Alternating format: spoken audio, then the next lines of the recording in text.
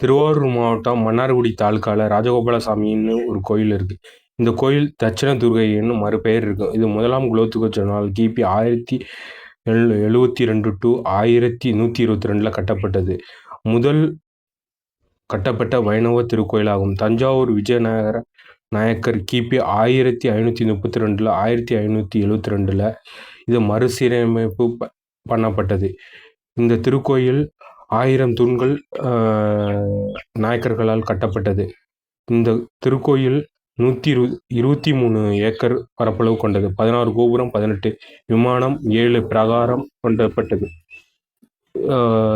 ஆசியாவிலே பெரிய குளம் கொண்டது ஹரித்வா நதிங்கிறது.